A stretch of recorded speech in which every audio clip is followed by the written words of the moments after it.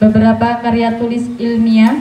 Yang pertama, Sembah Catur atau Ajaran Manunggal dalam Serat Wedatama. Yang kedua, Pendidikan Budi Pekerti Jalan Menuju Pencerahan Spiritual atau sebuah telaah terhadap mistik kejawen.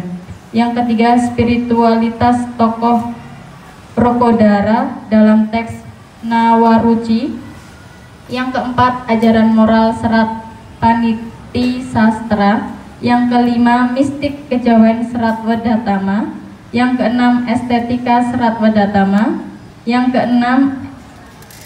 ketujuh, Estetika dan Nilai Budaya Serat Wulangre. Yang kedelapan, Cerita Rakyat Ande Ande Lumut, sebuah kajian nilai budaya.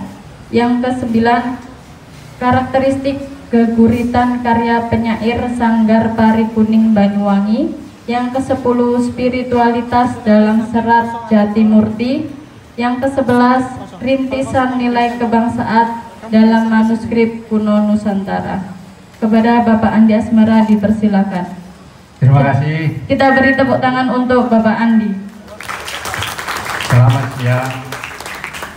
Assalamualaikum warahmatullahi wabarakatuh.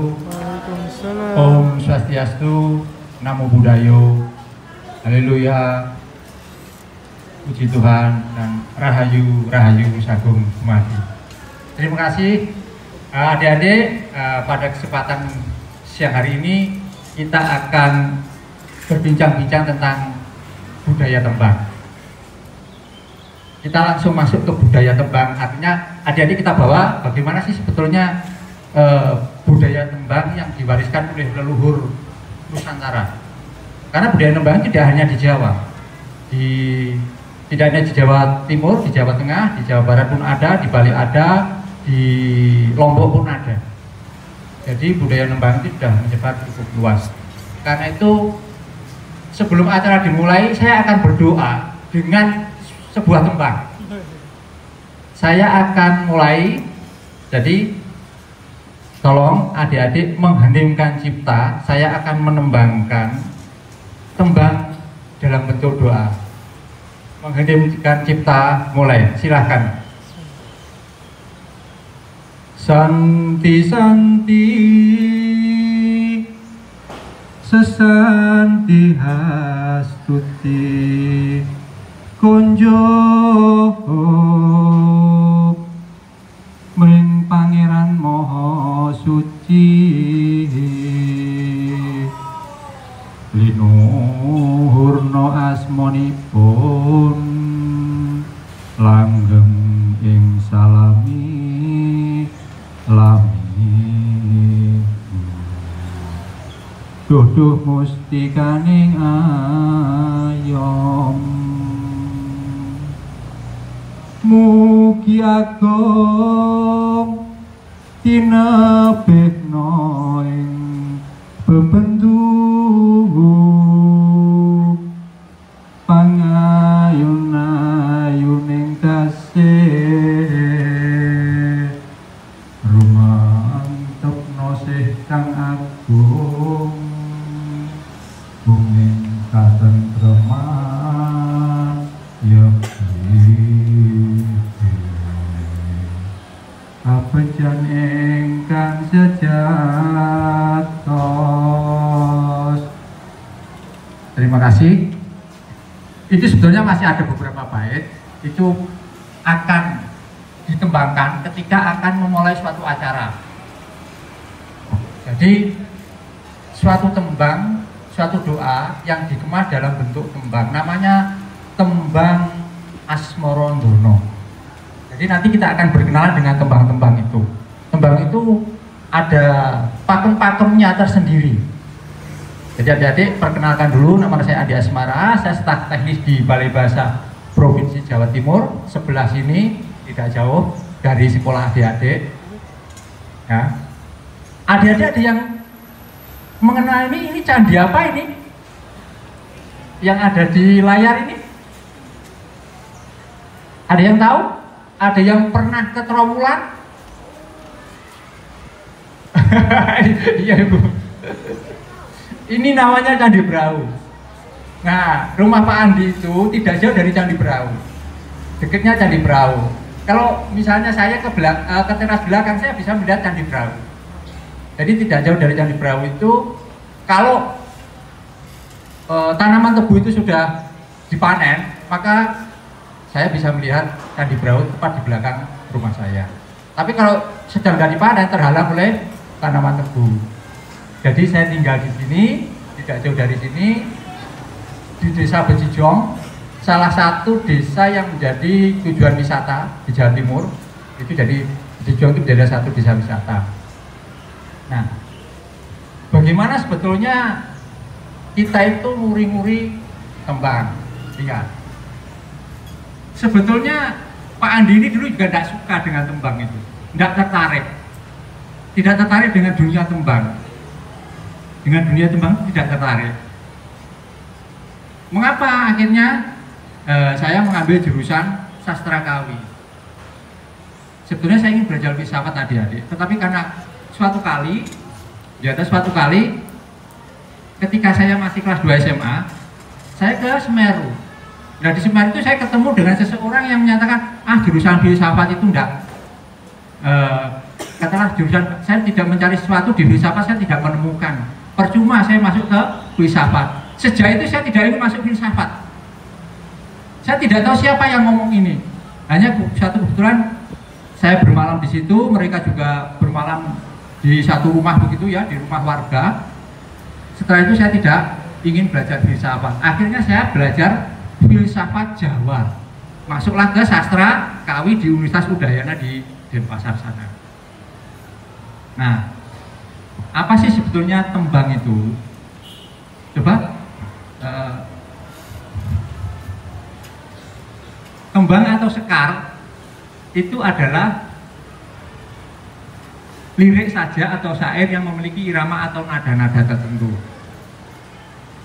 Tembang atau sekar itu adalah lirik saja atau syair yang memiliki irama atau nada-nada tertentu. Itu yang disebut dengan tembang. Tembang itu tidak hanya Majapahit. Jadi ada tembang-tembang, ada campur sari, ada lelagon, ada dolanan bocah, itu juga termasuk tembang.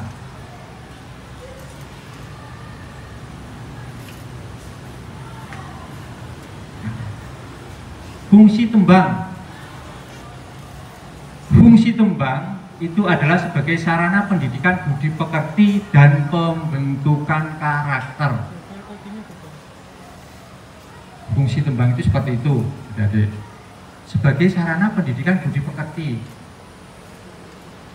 sebagai sarana pembentukan karakter.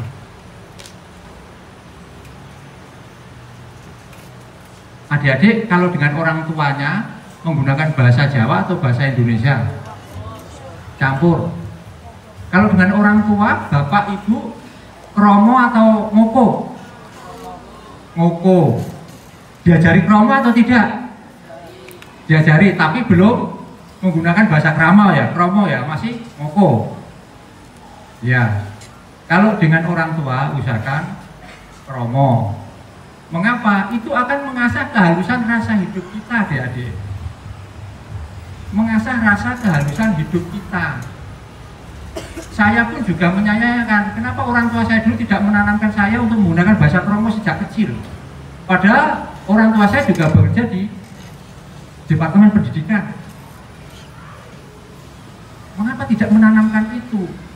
Karena begitu saya dewasa, ketika saya bersih tegang dengan orang tua saya, ketika saya berbahasa kromo, saya tidak bisa marah sama orang tua, tidak bisa sakit hati, karena saya menggunakan bahasa kromo. Coba saya ngoko, mungkin juga marah-marah lah. Atau saya menggunakan bahasa Indonesia, bisa jadi emosi saya tidak terkendali.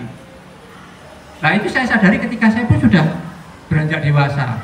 Oh ya, ternyata ketika saya menggunakan bahasa kromo, saya itu tidak bisa marah sama orang tua, sama orang yang lebih tua pun. Ketika saya menggunakan bahasa kromo, emosi saya itu bisa saya tahan. Tapi ketika saya menggunakan bahasa ngoko, emosi saya bisa jadi tidak terkendali. Nah, seperti itu.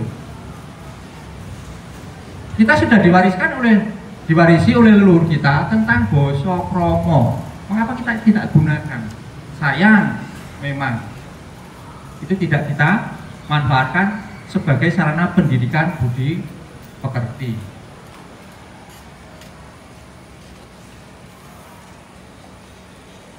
Sekar atau tembang. Jadi sekar atau tembang itu terbagi atas 4, secara umum terbagi atas 4. Pertama itu sekar ageng. Kedua, sekar madya. Ketiga, sekar alit atau mocopat. Keempat, lelagon, termasuk campur sari, dolanan anak-anak, itu termasuk lelagon.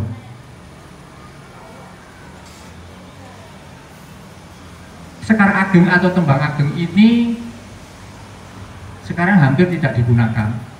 Kalaupun digunakan hanya di dalam dunia pewayangan atau di dalam ritual-ritual tertentu, misalnya pernikahan, itu ada sedikit yang menggunakan sekar ageng. Tapi yang paling banyak menggunakan macapat, sedikit juga yang menggunakan tembang madya. Sekar ageng ini digunakan ketika zaman Mataram kuno. Mataram kuno sampai era Majapahit. Mataram kuno sampai era Majapahit. Nah, sekar madya digunakan ketika era Majapahit. Era Majapahit. Macapat, mocopat, sekar alit digunakan era Demak sampai sekarang. Jadi era Demak sampai sekarang itu yang digunakan adalah mocopat. Namun begitu, untuk sekar madya dan sekar ageng masih beberapa kesempatan itu digunakan dalam pentas-pentas seni tertentu dan pentas-pentas ritual budaya adat tertentu. Tetapi secara umum yang digunakan adalah sekar alit atau mocopat.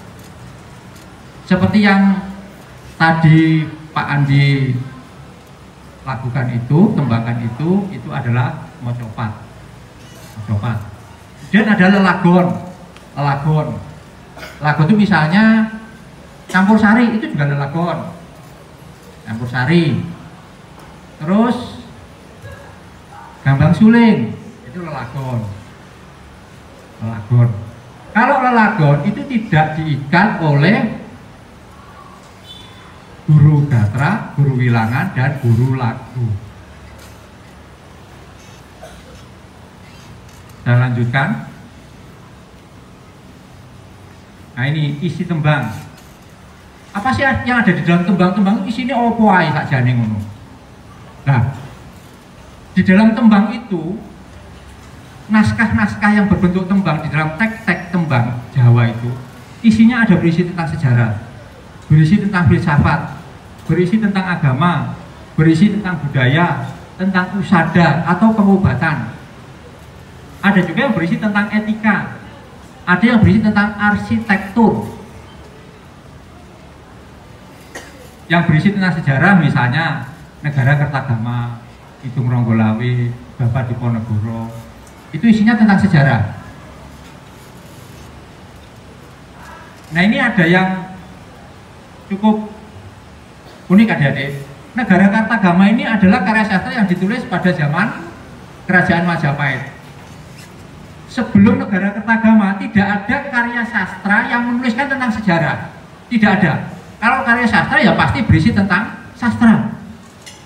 Jadi tidak ada karya sastra yang mengisahkan berisi tentang suatu kronik sejarah. Baru negara Kartagama itulah karya sastra pertama yang berisi tentang sejarah. Itu zaman Majapahit. Zaman Singasari tidak ada karya sastra yang berisi tentang sejarah. Zaman Kadiri tidak ada. Zaman Mataram tidak ada. Tidak ada. Ini karya sastra yang pertama. Nah, kemudian di filsafat misalnya Jenderal Siddhanta, Srabi Gotomo, berisi tentang agama misalnya Brahmanda Purana, Sang Hyang Kamayanika, berisi tentang budaya misalnya Serat Centini, berisi tentang usada, pengobatan. Jadi ada pengobatan, obat-obat tradisional, ramuan-ramuan tradisional itu ada di dalam karya sastra yang berisi tentang usada, tentang etika, satu misal kekawin niti sastra, serat paniti sastra, serat ulang re dan sebagainya.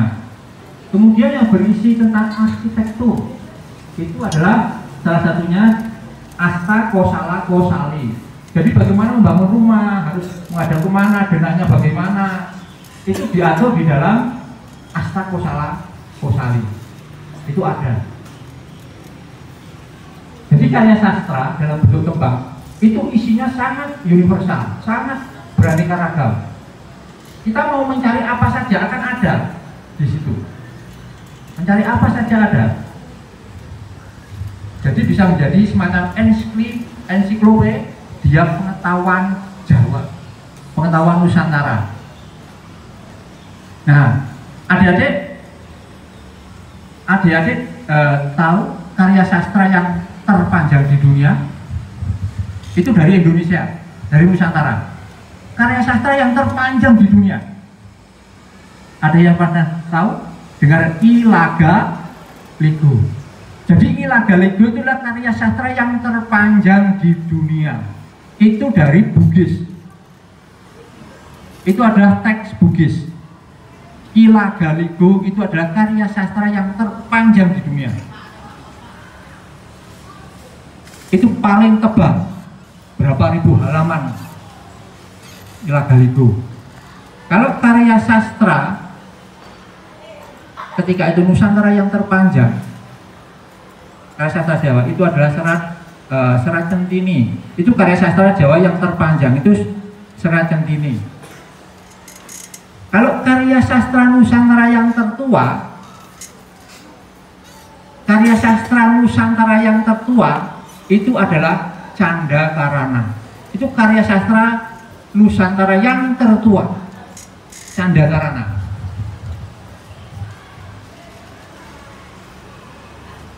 Karya sastra Nusantara yang tertua itu Canda Karana. Ditulis pada abad ke-8.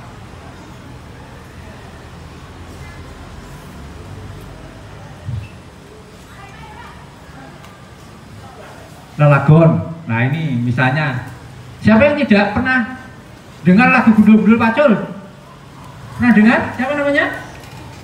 Pernah dengar lagu Gundul-Gundul Pacul? Bisa melakukan? Coba Gundul-Gundul Pacul. Iya.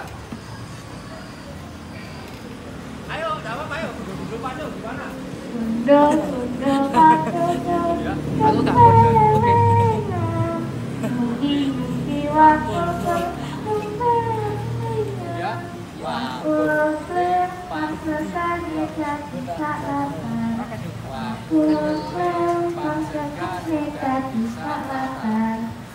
terima kasih, tepuk tangan untuk teman kita. Siapa Mbak? Siapa tadi? Mbak Kinanti. Oh, Mbak Dina, saya kira Mbak Kinanti. Ya, itu salah satu contoh lelagon, Gundul-Gundul Pacul. Jadi tembang-tembang Jawa, lagu-lagu Jawa itu bukan ini sekedar menghibur, ada maksudnya, ada maknanya. Gundul-Gundul Pacul, Gundul-Gundul Pacul. Gundul itu kan kepala yang tidak ada rambutnya, klontos, ya kan? Pacul itu adalah alat untuk mencangkul, alat untuk menanam padi untuk kesejahteraan. Nah, Gundul Pacul itu artinya adalah seorang pemimpin. Nah, itu kan gambarnya dengan mahkota pemimpin dulu. Ketika kepalanya sudah tidak ada mahkotanya, berarti tidak ada rambutnya, maka seorang pemimpin itu harus bisa merakyat. Jadi pemimpin yang sejatinya itu adalah pemimpin tanpa mahkota. Gundul-Gundul Pacul. Pacul itu adalah untuk kesejahteraan, untuk menanam padi ketika itu. Apabila pemimpin itu tidak waspada, lengah, gundul-gundul pacul gemblelengan, itu kan gundul itu orang yang kemelinti begitu kan, orang yang congkak begitu. Nyunggi wakul gemblelengan, wakul glimpang sekone dadi salata. Lah, ketika seorang pemimpin itu tidak amanah, dia gemblelengan, melalaikan amanahnya, maka kesejahteraan rakyatnya itu akan terbengkalai. Makanya diibaratkan nyunggi wakul glempang segone dadi sak latar. Jadi lagu-lagu Jawa Pun itu ada maknanya. Itu gundul-gundul pacul. Nah ini tadi gundul-gundul pacul. Kedua, gambang suling. Siapa yang bisa? Tahu kan gambang suling? Bisa? Semua bisa? Coba tolong dinyanyikan gambang suling. Bisa kan? Oh, udah bisa gambang suling. Siapa yang bisa? Tunjuk jari. Tidak ada yang bisa. Dengar tidak pernah dengar? Pernah dengar gambang suling? Oh, tidak pernah dengar. Tidak ada yang pernah dengar. Tadi bilangnya pernah mendengar semua. Ketika mau ditunjuk menyanyi tidak pernah mendengar. Gambang suling pasti pernah mendengar. Pasti berbohong loh kalau tidak bilang mendengar. Ayo bohong loh. Pasti pernah mendengar. Gambang suling gundul pacul.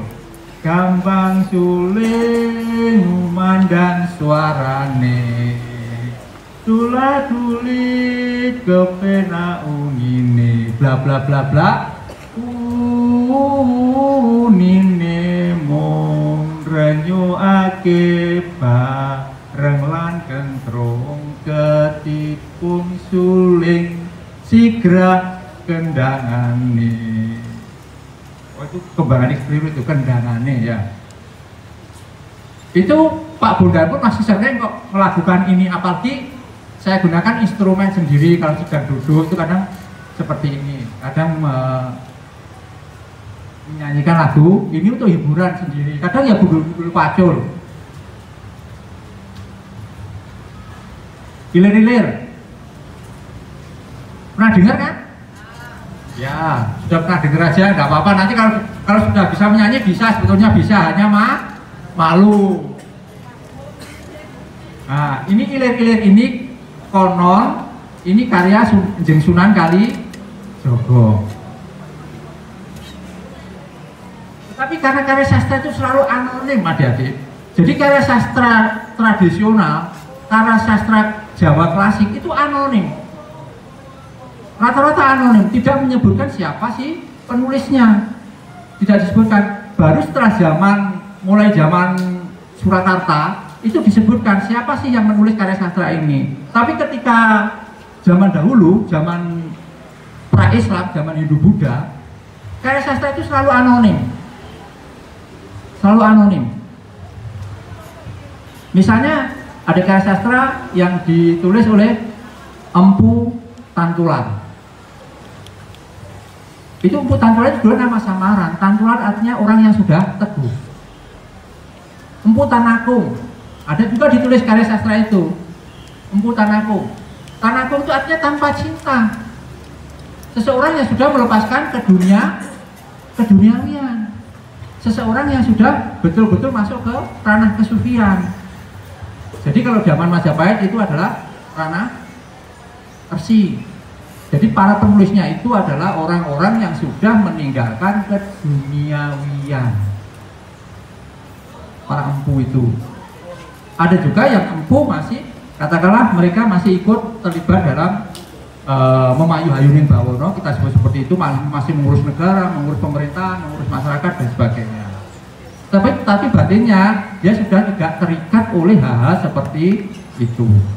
Nah itu empu-empu zaman dahulu. Empu-empu zaman dahulu, dan karya-karyanya sampai sekarang masih kita nikmati.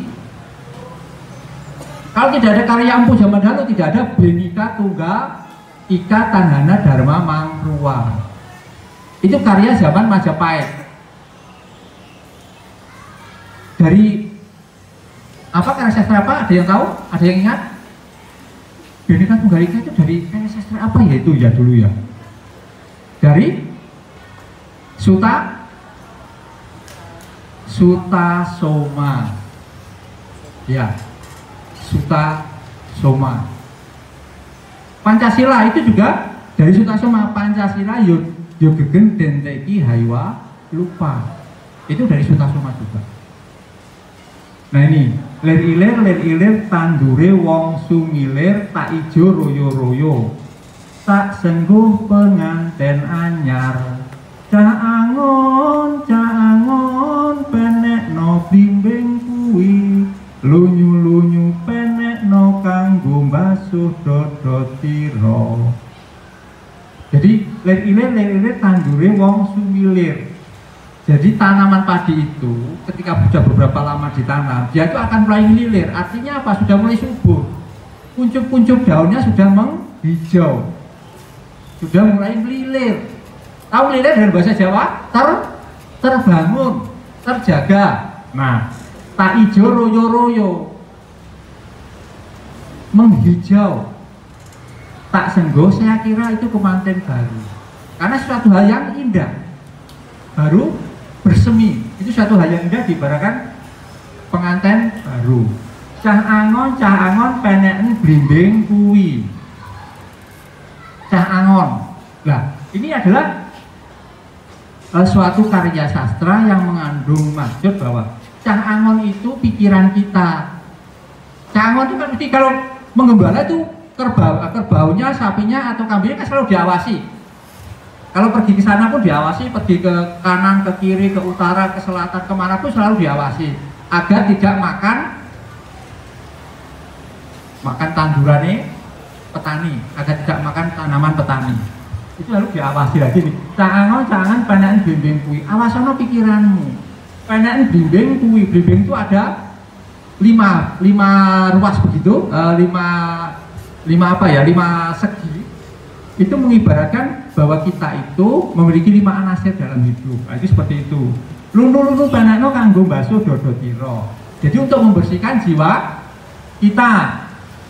Dodot tira kumitir bedah ing pinggir dondomana jrumatana kanggo sega mengko sore.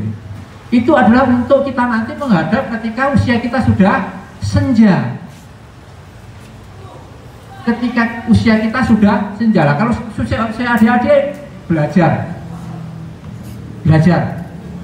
Jadi melalui tembang ini, ilir-ilir ini, kita tidak hanya belajar secara intelektual, tapi harus diasah juga kecerdasan emosi, kecerdasan spiritual. Jadi 3 kecerdasan itu harus diasah sejak dini, sejak usia adik-adik ini. Karena untuk bisa mencapai derajat kecerdasan emosi dan spiritual dibutuhkan tenaga yang masih luar biasa, keinginan yang sangat menggebu-gebu, fisik yang masih kuat. Kalau sudah seperti Pak Bondan ini sudah usia 50 lebih, ya baru memulai, sudah terlambat. Terlambatnya mengapa? Kalau baru memulai, karena fisik sudah menurun, kekuatan sudah menurun. Padahal untuk belajar kecerdasan emosi dan spiritual dibutuhkan fisik yang masih luar biasa sehat. Nah, mumpung padang rembu lane, mumpung masih tenang, masih banyak kesempatan, mumpung jembar kalangane masih banyak waktu. Sun sura iyo, iya, seperti itu loh. Jadi, oh ya, oke, saya jalankan. Saya belajar tidak hanya untuk apa? Untuk meraih kecerdasan intelektual, tapi juga untuk meraih kecerdasan emosi dan kecerdasan spiritual. Jadi itu tembang ilir-ilir karya Kanjeng Sunan Kalijogo. Nah, ini jaranan. Ada yang pernah melihat jaran kepang tidak? Pertunjukan? Atau tidak pernah? Pasti pernah melihat, walaupun mungkin hanya 2 kali, 3 kali, atau 4 kali. Nah, ini jaran kepang ini. Jaranan, jarane jaran teji. Sing numpak ndoro behi, sing ngiring para mantri. Jrek-jrek nong, jrek-jrek gung, jrek-jrek turut lurung. Jaranan. Ini mengisahkan apa sih sebetulnya yang di dalam jaranan itu? Jaranan itu kalau dikendangi, ditabui, saya jadi, ya kan? Semakin wah ukelnya, polanya semakin tidak karu-karuan kalau jaranan sudah kesurupan. Nah, itu digambarkan bahwa manusia itu kalau sudah disanjung puji, lupa diri. Disanjung puji, oh kamu orang hebat, kamu orang pandai, oh kamu cantik, oh kamu ganteng, oh kamu lulusan mana, wah. Sudah lupa diri, seperti jaranan itu tadi. Semakin dikendangi lupa diri, wah solahnya tidak karu-karuan. ada yang minta kemenyan, minta bunga, minta ayam dan sebagainya. Itu digambarkan seperti itu.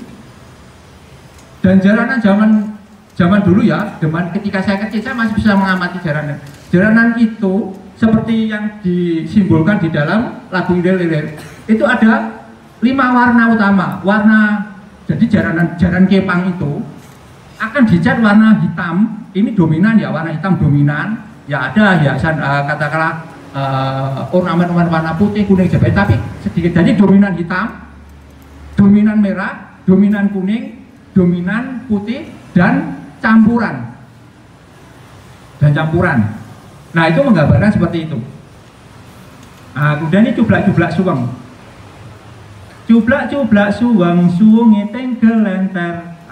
Bla bla bla bla sampai sir pong dele gosok. Itu juga menyimpulkan seperti tadi, bahwa ini adalah suatu proses pembelajaran kecerdasan emosi dan spiritual. Nah ini mocopat. Mocopat adalah karya sastra Jawa yang berbunyi tembang atau puisi yang diikat oleh guru lagu, guru gatra, guru wilangan, dan guru lagu. Guru gatra adalah, nah ini karena untuk mocopat saya katakan 99% adik-adik tidak akan bisa membuat karya sastra ini, karena ini perlu keahlian tertentu, keterampilan tertentu, memiliki kosakata yang luar biasa luas, karena ada aturan-aturan tertentu yang harus dipenuhi. Beda dengan membuat puisi, beda membuat guguritan. Kalau guguritan itu seperti kita membuat puisi, pokok kita menulis bisa jadi menjadi puisi atau bisa jadi menjadi guguritan. Tapi untuk mocopat tidak begitu, ada aturan-aturan tertentu.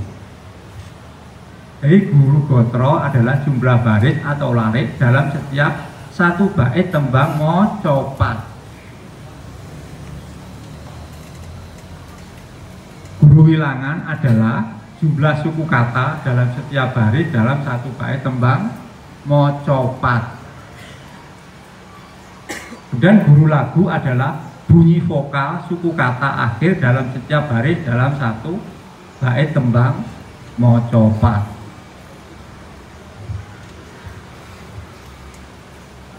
Karena ada aturan-aturan tertentu inilah karya sastra mocopat ini cukup sulit untuk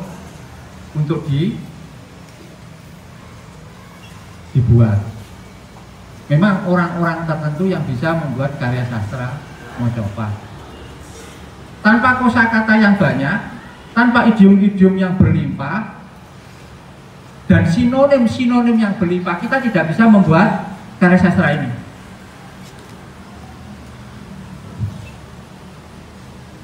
Saya lanjutkan. Nah, lahirnya tembang mocopat. Ada beberapa pendapat. Purbocoroko menyatakan bahwa mocopat sebagai metrum puisi asli Jawa memiliki usia yang jauh lebih tua daripada kakawin. Kakawin itu tembang yang kita adopsi dari India. Tembang yang kita adopsi dari India itu adalah kakawin. Kalau mocopat itu adalah puisi asli Jawa. Itu asli karya leluhur Nusantara. Itu adalah mocopat. Mocopat ini awalnya terdesak oleh kehadiran kakawin. Baru setelah zaman Majapahit, ketika zaman Majapahit itu muncul semacam suatu budaya Renaissance, bahwa budaya-budaya masa lampau itu mengemuka kembali, menonjol kembali, hidup kembali di tengah masyarakat, di tengah bebrayan, sehingga lahirlah karya sastra mocopat yang dulunya sempat tenggelam kemudian muncul kembali mendominasi di dalam masyarakat. Pisot menyatakan bahwa Majapahit muncul pada akhir masa kerajaan Majapahit. Nah, itu ada dua pendapat seperti itu. Nah, ini nama-nama tembang mocopat. Nama-nama tembang mocopat. Jadi tembang mocopat itu secara umum ada 11 tembang.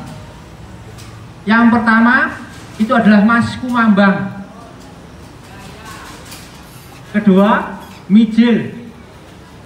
Ketiga, Kinanti. Keempat, Sinom. Kelima, Asmorondono. Keenam, Gambuh. Ketujuh, Dandang Gulo. Kedelapan, Durmo. Kesembilan, Pangkur. Kesepuluh, Megatroh. Dan ke-11, Pucung. Jadi nama-nama tembang ini ya itu adalah mengajarkan kepada kita tentang proses hidup manusia sejak di alam kandungan sampai dipocong dibawa ke liang lahat. Jadi ada nilai filosofisnya, ada filsafatnya tembang Mocopat itu. Mas Kumambang, nah ini falsafah nama-nama tembang Mocopat menggambarkan kehidupan manusia sejak di alam kandungan hingga meninggal dunia. Jadi kalau orang Jawa bilang nih sangkan paraning dumadi. Asalnya kita dari mana? Terus nanti tujuan kita kemana? Jadi siklusnya itu bagaimana? Seperti itu. Itu yang diisyaratkan di dalam nama-nama tembang Mocopat. Mas Kumambang melukiskan keadaan manusia ketika masih dalam bentuk benih di dalam kandungan ibu. Jadi Mas Kumambang itu menggambarkan bagaimana manusia itu belum tahu ini nanti terlahir sebagai laki-laki atau perempuan, belum, masih dalam sel telur. Bentuk sel telur, pertemuan antara sel telur dengan ya dari ibu dengan bapak. Kalau orang Jawa bilang ini disebut dengan marmarti, pertemuan marmarti yang akhirnya terjadi pembuahan. Nah ini digambarkan dalam Mas Kumambang ini selama 9 bulan 10 hari. Begitu lahir akhirnya muncul tembang Mijil. Nah ini tembangnya Mijil saat bayi lahir ke dunia dari rahim ibu. Mijil inilah dimulai kehidupan seorang anak manusia. Sinom dari anak-anak tumbuh menjadi remaja. Nah adik-adik ini sudah memulai, sebentar lagi sudah sinom. Sebentar lagi sinom. Jadi sinom itu sekolah SMA, itu sinom. Kinanti, seseorang yang masih muda remaja, yang masih memerlukan tuntunan atau bimbingan. Kinanti. Asmorondono, jadi seseorang sudah mulai mengenal rasa cinta terhadap lawan jenis. Asmorondono artinya terbakar api asmara. Di Asmorondono itu namanya arti leksikanya terbakar api asmara. Kemudian keenam, Gambuh. Gambuh itu artinya bahwa setelah merasa jatuh cinta terhadap lawan jenis, kemudian menemukan kecocokan. Oh, saya ternyata sudah cocok dengan si A, si B dan sebagainya. Kemudian Dandang Gulo, kegadangan atau untuk mewujudkan cita-cita.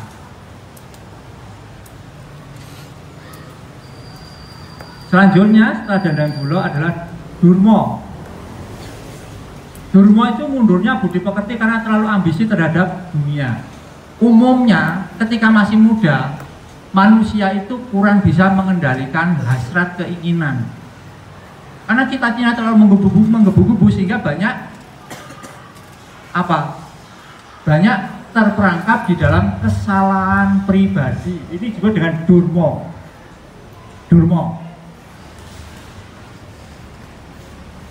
Setelah Durmo, Pangkur. Artinya sudah memulai masa pensiun. Jadi ketika seorang sudah mulai beranjak tua, sudah mulai meninggalkan urusan keduniawian. Misalnya sudah pensiun dan sebagainya. Itu sudah mulai mengundurkan diri dari urusan duniawi. Jadi sudah mulai mahas ing pribadi kalau orang Jawa bilang. Jadi sudah mulai memahami jati diri. Megatroh. Nah ini sakaratul maut. Sakaratul maut saat datangnya kematian, lepasnya jiwa dari badan. Megatroh.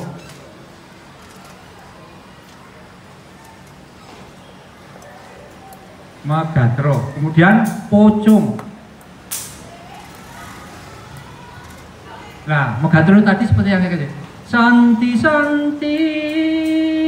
sesanti hastuti konjo mring pangeran moho suci. Itu iramanya seperti itu, mendayu-dayu seperti seseorang yang kehilangan, karena memang megatro perpisahan kita dengan sanak keluarga, dengan handai tolan.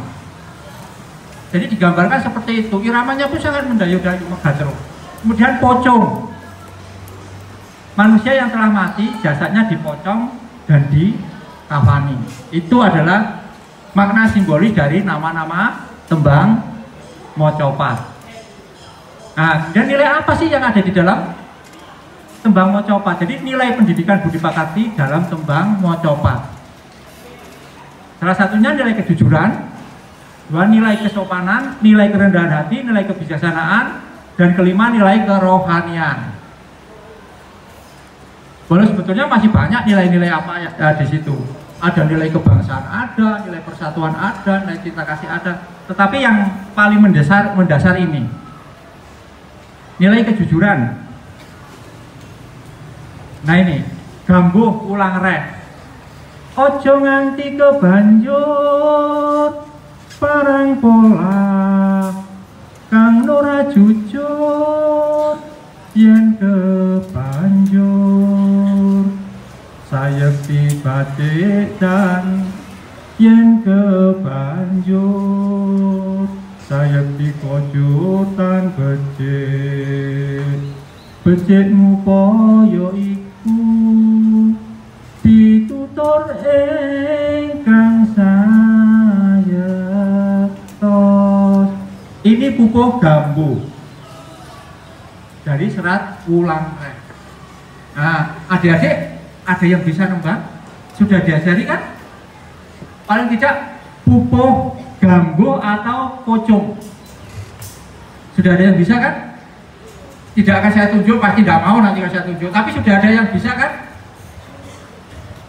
Ada atau tidak? Ngilmu iku kelakone kanthi laku. Itu pasti ya, sudah pernah dengar kan?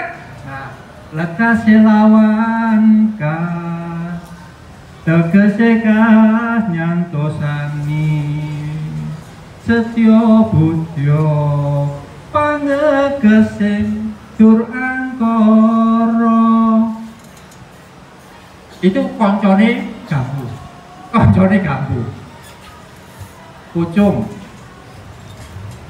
Jadi yang pendek-pendek dulu. Jadi adik-adik bisa belajar gambuh, pucung, masku mambang, yang pendek-pendek dulu. Bisa nembang itu keren loh adik-adik. Sungguh. Apalagi sekarang, tidak setiap dari kita bisa nembang. Tidak setiap dari kita itu bisa nembang. Tidak setiap dari kita bisa nembang. Dulu pun saya ya dek ya, saya belajar nembang itu bukan ketika mahasiswa, karena di dalam studi saya tidak diajari tentang nembang. Tembangnya pun tembang gede atau tembang agung, karena itu sastra saya itu sastra kawi yang saya pelajari. Jadi sastra zaman pra-Islam, zaman Hindu-Buddha. Saya belajar nembang ketika saya jadi wartawan. Ketika saya menjadi wartawan Japos, kebetulan redaktur saya itu dalang. Nah, ketika beliau orang saya itu tertarik, Pak, tolong Pak, ayo Pak, tembangkan Pak, nanti saya ikuti Pak. Nah, itulah saya belajar secara intens kepada teman saya yang menjadi dalang. Sekarang menjadi ketua dalang Kabupaten Tulungagung, Pepadi, Persatuan Dalang Indonesia Kabupaten Tulungagung. Itu saya belajarnya dari beliau. Nah, ketika saya tinggal di Trawulan itu banyak kumpulan-kumpulan mocopat. Setiap malam Jumat lagi di Pendopo Agung Trawulan itu ada mocopatan. Ada mocopatan. Jadi kalau adik-adik suatu saat misalnya bermain ke Trawulan, ke candi-candi itu, atau ke Buddha Tidur, ada yang pernah ke Buddha Tidur? Saya pernah dengar namanya Buddha Tidur? Nah, kalau di Buddha Tidur itu tidak jauh dari rumah Pak Andi. Itu satu desa, ya sekitar 300 meter.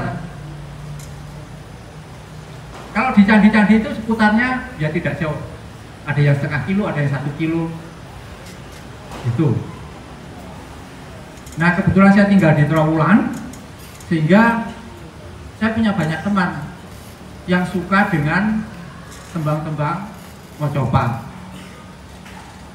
Setiap malam Jumat Wage itu ada yang dari Jombang, dari Nganjuk, dari Gresik, dari Surabaya, dari Pasuruan, itu selalu ngumpul di sana. Selalu ngumpul di sana. Belajar tentang mocopat, belajar bersama tentang mocopat. Kadang diajar oleh ada dosen dari UNESA, itu Pak Sugeng, itu teman saya menulis di majalah Adisaka. Majalah Adisaka itu majalah di kantor saya di Balai Bahasa Jawa Timur, itu berhuruf Jawa dan berbahasa Jawa. Tapi kebetulan tadi saya lupa tidak membawa. Ada beberapa stok lah sebetulnya. Jadi bahasa itu berhuruf Jawa dan berbahasa Jawa. Itu satu-satunya di Indonesia. Tidak ada yang lain yang berhuruf Jawa dan berbahasa Jawa. Tetapi di Jawa ini sekarang saya belum menemukan seseorang yang bisa membaca huruf Jawa selancar seperti orang membaca huruf Latin. Walaupun saya ini ya saya itu ketua redaktur majalah Adisaka. Tetapi kalau disuruh membaca huruf Jawa ya masih blegak-bleguk, nggak bisa lancar seperti kalau membaca huruf Latin. Ada yang membaca huruf daerah selancar membaca huruf Latin, itu adalah saudara-saudara kita yang di Bali. Jadi orang Bali itu kita masih bisa menemukan orang Bali yang bisa membaca huruf Bali selancar membaca huruf Latin, masih bisa. Tapi kalau di Jawa rasanya tidak ada, terutama di Jawa Timur rasanya tidak ada. Karena apa? Ketika Balai Bahasa mengadakan misalnya lomba membaca huruf Jawa, jurinya yang kita datangkan itu sama, bacanya tetap tidak bisa lancar, pasti masih mengeja, tidak ada yang lancar. Itu jurinya. Jadi juri membaca huruf Jawa itu pun masih mengeja. Kalau di Bali tidak ada, kita masih bisa menemukan jadi sosok-sosok pribadi-pribadi yang bisa membaca huruf Bali selancar membaca huruf Latin. Nah ini tentang kejujuran.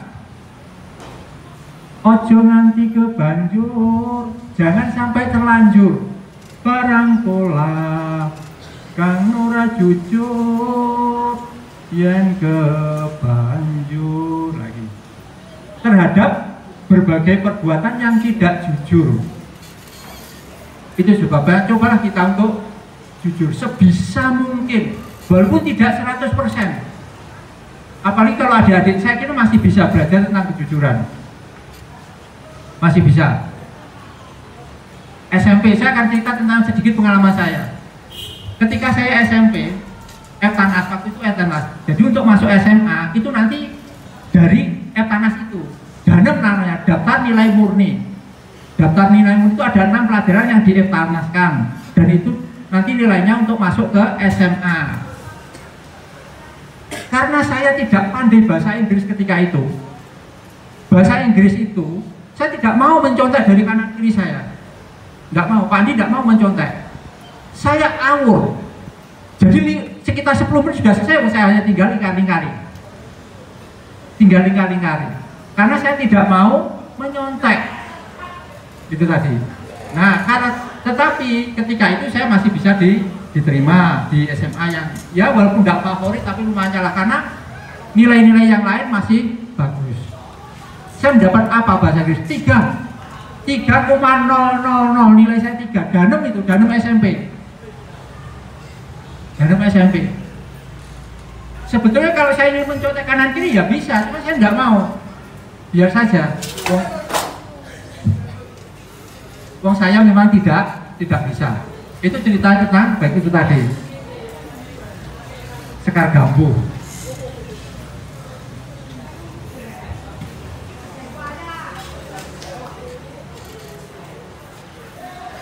Ganggu seperti itu.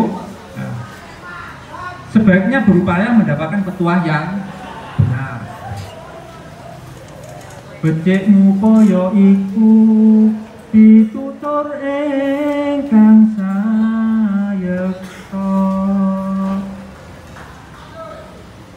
Nah, saya katakan, mengapa bisa nembang itu keren adik-adik?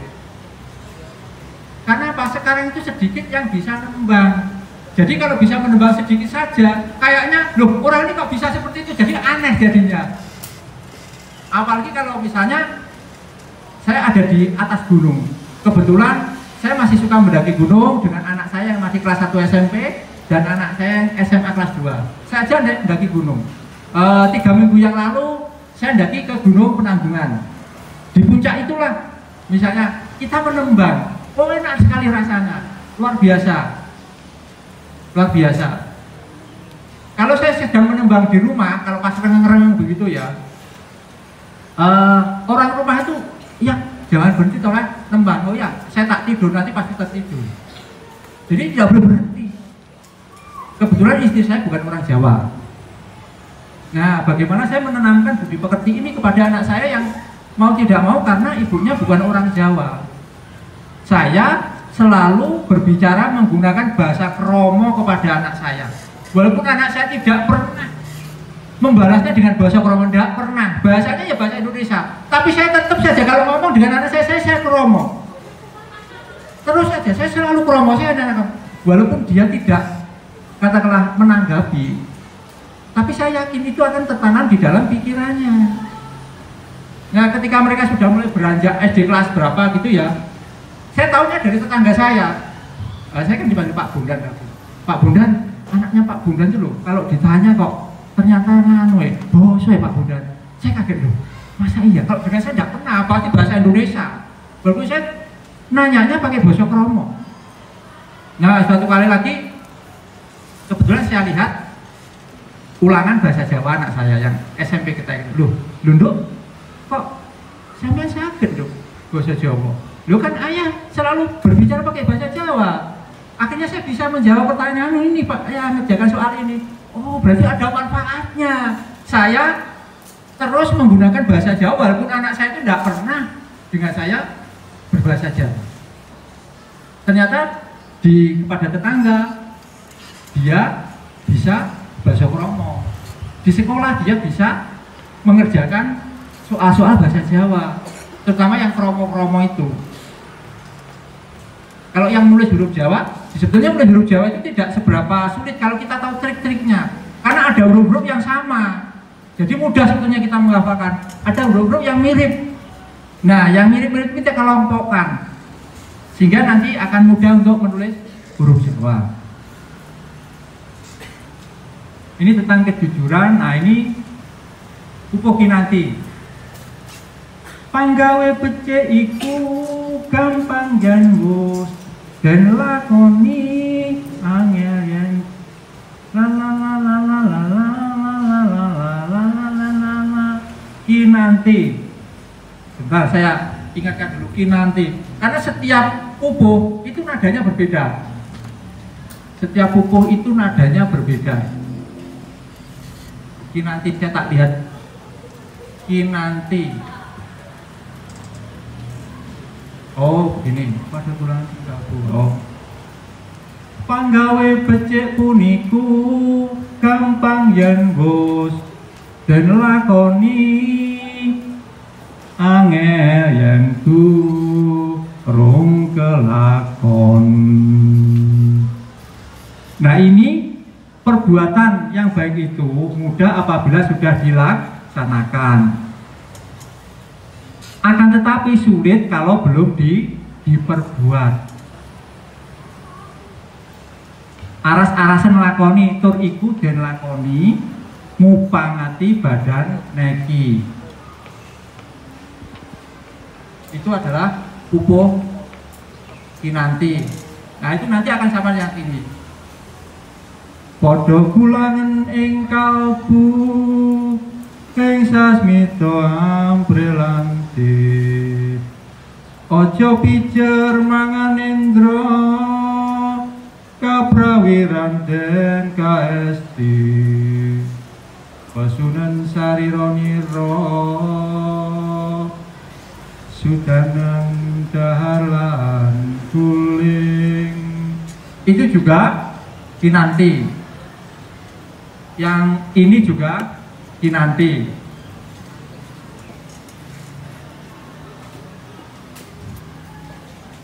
Jadi diceritakan di situ bahwa perbuatan yang baik itu, kejujuran itu biasanya sulit kalau tidak dilakukan. Tapi kalau sudah dilakukan, itu akan mudah. Mengapa? Karena ketika kita sudah melaksanakan sekali, ya kan, kita punya energi untuk melanjutkan yang kedua kali. Ketika kita sudah punya energi yang pertama, yang kedua akan mendorong kita untuk melanjutkan yang ketiga kali. Itu dari hukum energi. Nah, itu hukum karep seperti itu. Ketika satu kehendak diwujudkan akan muncul kehendak yang sama. Kehendak yang pertama, yang kedua akan munculkan kehendak yang ketiga dan seterusnya, sehingga dikatakan mengapa angel yang durung kelakon. Sulit kalau belum dilaksanakan, tetapi kalau sudah menjadi akan mudah. Ini dari kesopanan pangkur. Gugu karsaning priyangga nora nganggo para lamun angling lumuh ingaran palilu uger guru aleman bla bla bla. Nanging janmo ingkang wis waspadeng semu sinamun ing samudana sesatun ingatu manis. Ini dari kesopanan. Seseorang itu apabila rasa hidupnya sudah halus, maka tutur katanya pun akan halus, akan manis, enak didengar. Nah, itulah halus budi pekerti. Dan kehalusan budi pekerti itu adalah cermin kecerdasan emosi. Cermin kecerdasan emosi. Beda dengan kecerdasan intelektual. Kalau kecerdasan intelektual, kuncinya ada di panca indera. Apa yang kita lihat, kita matne, kita perhatikan. Apa yang kita dengar, kita perhatikan. Apa yang kita cium, kita perhatikan. Ya kan? Apa yang kita rasa, kita perhatikan. Apa yang kita sentuh, kita perhatikan. Kita akan cerdas secara intelektual. Makanya kalau ibu bapak guru menerangkan, adik-adik harus menyimak secara baik. Menyimak secara baik. Nanti kita akan bisa dengan sendirinya. Karena akan tersimpan di dalam ingatan kita. Nah, beda dengan kecerdasan emosi tadi, budi pekerti. Kalau budi pekerti itu bagaimana kita bisa mengendalikan diri kita terhadap perbuatan yang tidak baik. Nah, itu kecerdasan emosi. Kalau kecerdasan spiritual itu nanti dulu aja, karena itu hubungannya dengan bagaimana kita mengosongkan pikiran, mengosongkan perasaan. Itu bukan katakanlah itu untuk nanti. Tapi sekarang ada tentang budi pekerti. Bagaimana kita mengendalikan perasaan kita. Aku pengen gini, tapi ini cocok enggak? Ini boleh enggak saya lakukan? Aku gini itu, tapi itu boleh selaras enggak dengan tata kehidupan, dengan norma kehidupan. Nah, itu kecerdasan emosi. Gugu karsaning priyangga. Jadi berbuat sekehendak hatinya, ingin menang sendiri. Nora nganggo peparah lamun angling, tanpa mempertimbangkan adab sopan santun. Lumuh ingaran balilu, tidak mau abal-abal dikatakan bodoh. Uger gulu aleman, sebaliknya senantiasa ingin dipuji. Nanging janmo ingkang wis waspadeng semu. Nanging janmo ingkang wis waspadeng semu. Akan tetapi bagi orang yang sudah mencapai kebijaksanaan, Seluruh tindak tanduk dan tutur katanya selalu santun dan penuh kelembutan. Nah, inilah taraf kecerdasan emosi. Nah, ini kecerdasan yang lahir dari budi pekerti, nilai kesopanan. Sampai di sini mungkin ada yang mau ditanyakan atau didiskusikan? Enggak apa-apa. Sampai dinilai kesopanan. Ini saya kutipkan dari Pupuh Pangkur, Serat Widotomo. Tidak ada? Saya lanjutkan. Nilai kesopanan lagi. Nah ini Pangkur juga. Si punggung norang legowo, sang sayarda deniro cecariwi. Bla bla bla bla. Nah, saya elok alongko longkanganipun si wasis wasita ngalah ngalingi marang si pingging. Si bodoh tidak menyadari kebodohannya. Si penggung norang legowo, si bodoh itu tidak menyadari kebodohannya. Sang yayarda deniro cecariwi. Kecongkaannya bahkan kian menjadi-jadi. Ngandar-ngandar angen dukur kandane nurakapra saya elok along kolongkanganipun. Jadi saya elok along kolongkanganipun. Jadi orang itu kalau orang yang tidak memahami sopan santun, kalau dia berbicara, wah kita sulit untuk mencari jeda yang diomongkan itu mana, kita tidak bisa. Ya, dia banyak ngomong. Dan yang diceritakan selalu biasanya mengunggulkan dirinya sendiri. Atau kalau tidak begitu, dia bercerita yang muluk-muluk. Entah apa yang diceritakan. Mungkin menceritakan ilmunya, mungkin menceritakan pangkatnya, mungkin menceritakan hartanya, tapi sifatnya muluk-muluk. Muluk-muluk itu apa? Terlalu tinggi, dan itu hanya omong kosong. Nah, seperti itu yang diceritakan di dalam Pupuh Pangkur Serat Widotomo ini. Saya elok along kolongkanganipun. Kalau ngomong itu tidak bisa disela. Si wasis waskita ngalah ngalingi marang si pingging. Pingging itu dungu.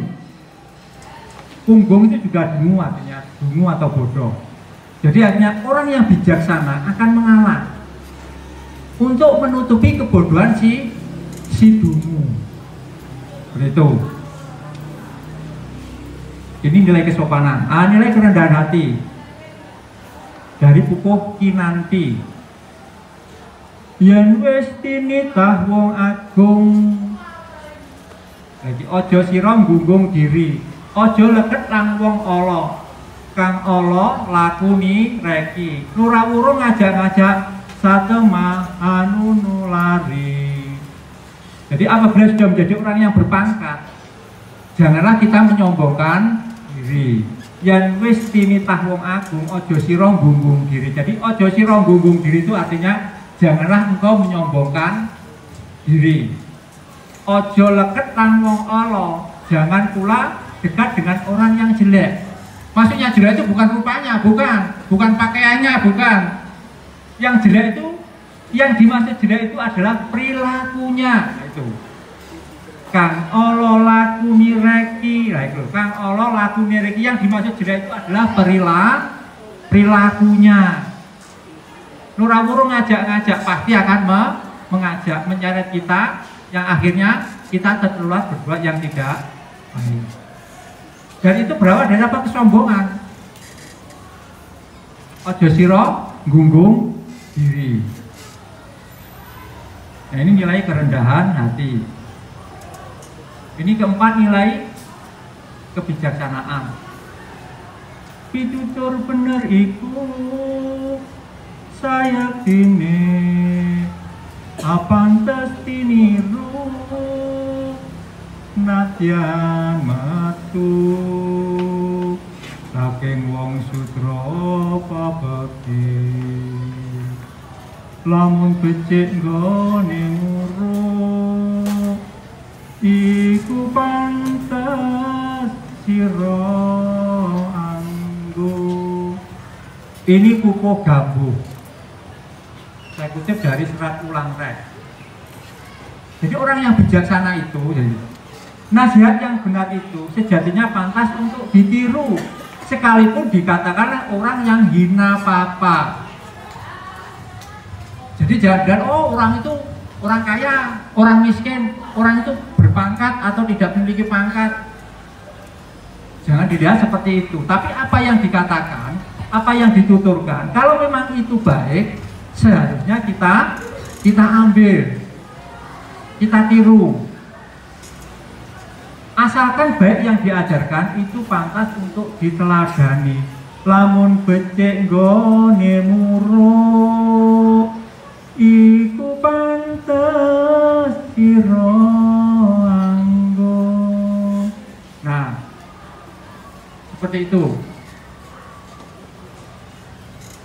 Jadi kalau saya menembang itu ya adik-adik, saya tuh akan ingat dengan kakek saya, dengan nenek saya yang sudah tidak ada, dengan bapak saya, dengan ibu saya yang juga sudah tidak ada.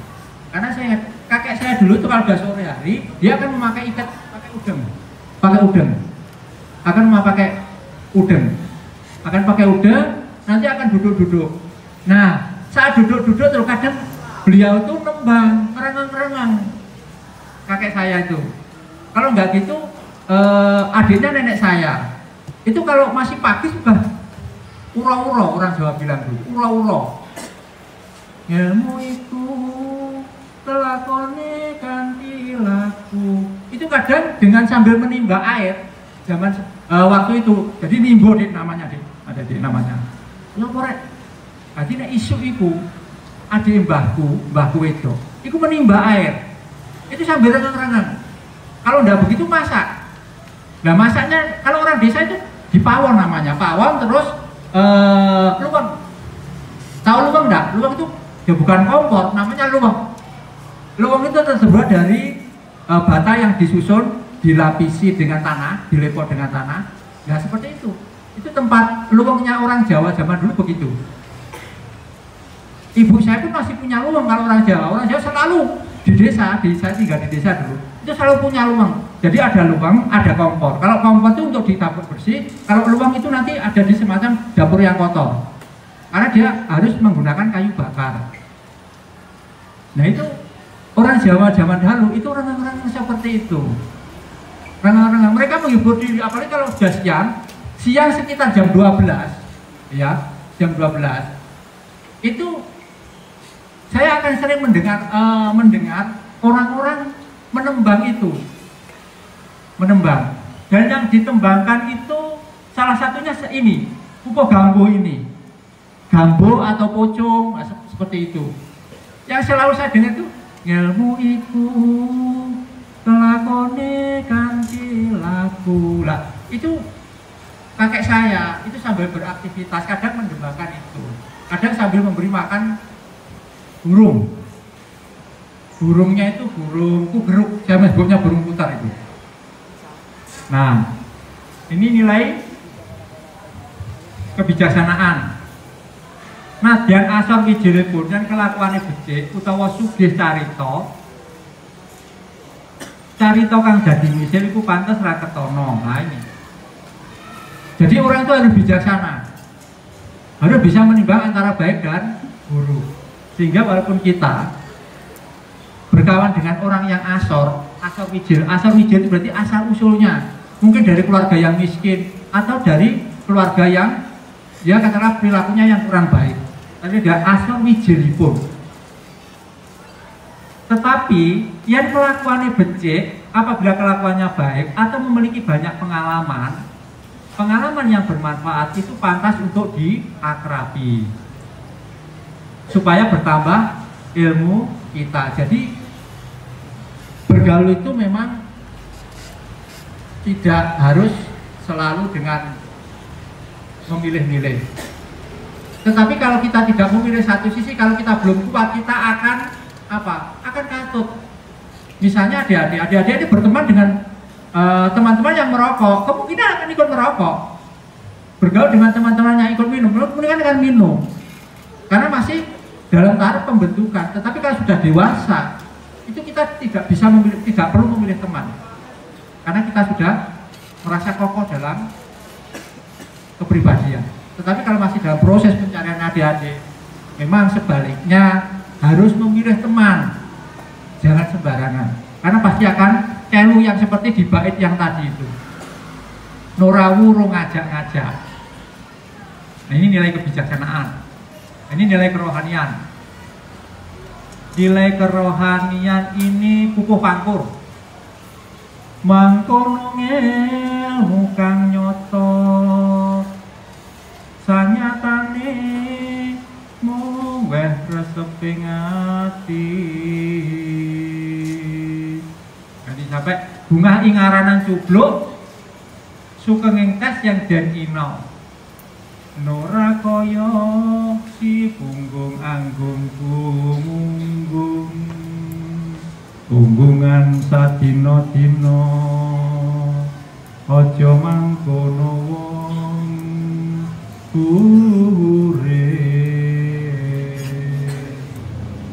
ini kukuh pangkur. Demikianlah ilmu sejati itu. Mangkono ilmu kang nyoto sanyatane muweh reseping ati. Senantiasa memberi ketentraman batin. Dikatakan bodoh, bunga ingaranan cupluk sugeng tias yen den ino. Dikatakan bodoh, ia akan merasa bahagia. Jika dihina, dengan senang hati diterimanya. Itu yang disebut dengan ilmu sejati. Nah, ilmu sejati ini baru dari kecerdasan emosi menuju kecerdasan spiritual. Sudah bisa menawarkan rasa. Jadi sudah bisa menetralkan rasa. Kalau disanjung ya tidak terjerat. Kalau dihina juga tidak terjerat. Kalau disanjung tidak merasa suka-suka, kalau dihina juga tidak merasa benci. Nah, ini yang sulit. Tapi bagaimanapun nanti adik-adik kalau sudah dewasa harus sampai pada tataran rasa yang seperti itu. Rasa yang seperti itu disebut dengan ilmu sejati kalau di dalam nilai kerohanian dalam Surat Hitotomo ini. Jadi bisa menetralkan rasanya. Sehingga katakanlah nanti suatu saat walaupun katakanlah mungkin tidak menjadi orang yang kaya ya tidak apa-apa, hidupnya tetap bahagia. Menjadi orang kaya ya tidak apa-apa, ya bahagia. Kaya miskin itu nanti sama rasa hidupnya kalau sudah seperti ini. Sugeng tias yen den ino nora kaya si punggung anggung gumunggung hubungan sadina-dina aja mangkono wong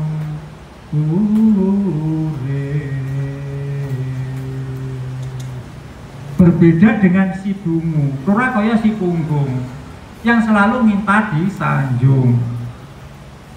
Unggungan sadina-dina dipuji-puji sepanjang hari. Aja mangkono wong urip. Manusia hidup itu hendaknya tidak bersikap demikian. Nah, ini nilai kerohanian. Ini kecerdasan ini sudah mulai kecerdasan spiritual karena rasanya sudah netral. Ini juga tadi ini buki nanti padha kulangan ing kalbu ing sasmita ambrelan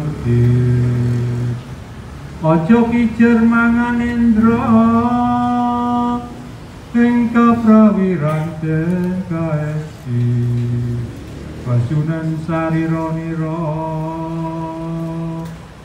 sudanen dalan kulit Ini sebetulnya adalah rangkaian dari yang bait pertama.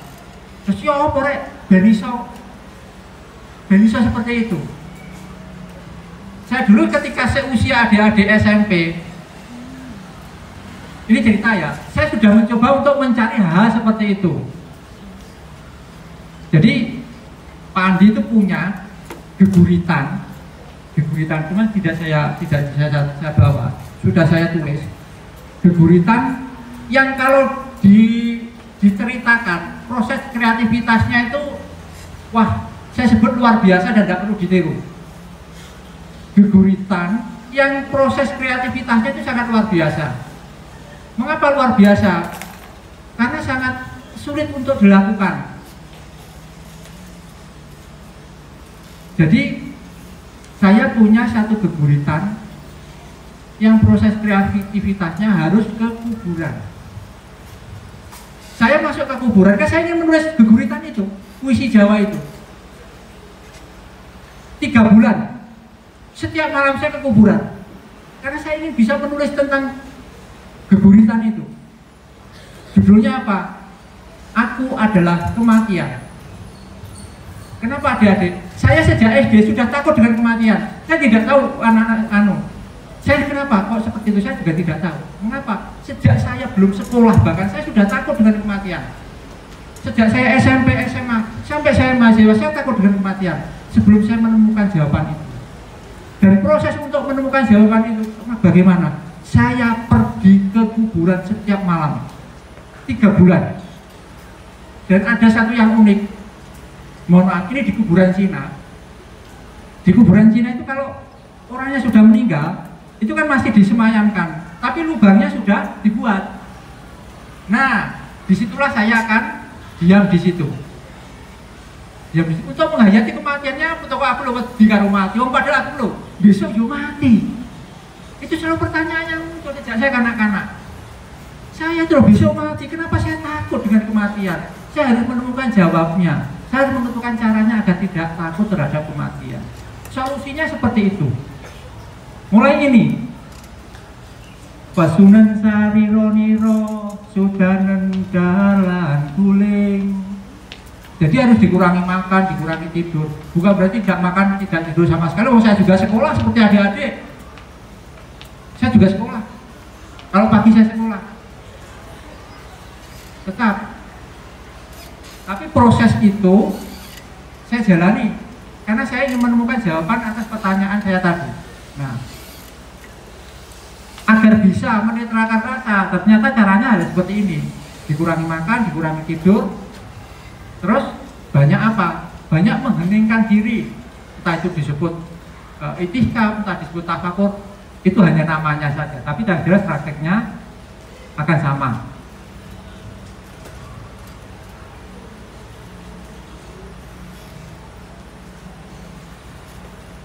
Ini juga kinanti. Dadi laku mirekku cegah lawan guling. Lan ojo kasukan-sukan nganggo sawetawi.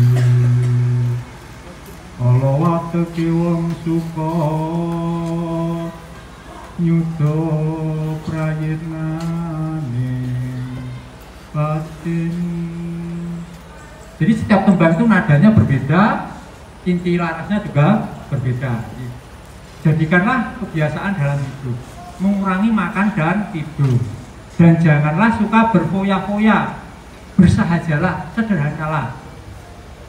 Berfoya-foya adalah watak yang tidak baik karena dapat mengurangi kewaspadaan jiwa. Ini dari serat Pulang Red. Nah, ini kalau di Mojokerto, serat-serat ini akan ditembakkan, ada yang namanya langgar, dilanggar di sana. Kemarin malam itu ada teman-teman dari Surabaya yang mengajak saya, ayo mas, mau cobatan, namanya Langgar Moyokodo. Ada satu langgar yang namanya Langgar Moyokodo di Mojokerto, dan itu aktif mengadakan kegiatan mocopat di hari-hari tertentu.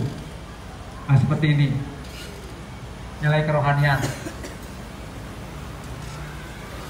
Wah, saya kira sudah habis. Mungkin silakan kalau adik-adik ada yang perlu didiskusikan, ada yang perlu mungkin kita bicarakan. Ayo silakan bertanya. Mari kita berdiskusi. Iya. Mbak siapa? Mbak? Oh iya, gimana Mbak?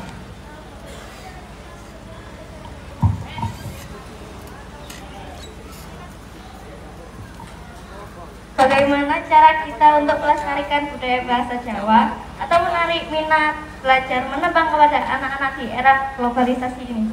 Nah, terima kasih. Pertanyaan yang sangat luar biasa. Tepuk tangan untuk teman kita. Nah, kita harus membuka diri kita agar mencintai budaya kita. Harus disadari, budaya kita itu kelas dunia adik-adik, bukan kelas regional. Jadi budaya Nusantara itu kualitasnya kelas dunia. Kelas dunia. Jadi berani disandingkan dengan budaya-budaya manapun di dunia. Mulai dari budaya yang bendawi ataupun yang tak bendawi. Berapa banyak budaya kita yang sekarang diakui oleh UNESCO sebagai warisan budaya dunia. Mulai dari gamelan. Gamelan tidak mungkin terpisah dengan mocopat. Gamelan diakui UNESCO, wayang diakui UNESCO, batik diakui UNESCO, keris diakui UNESCO, Candi Borobudur diakui UNESCO, Candi Prambanan diakui UNESCO, tari saman, noken,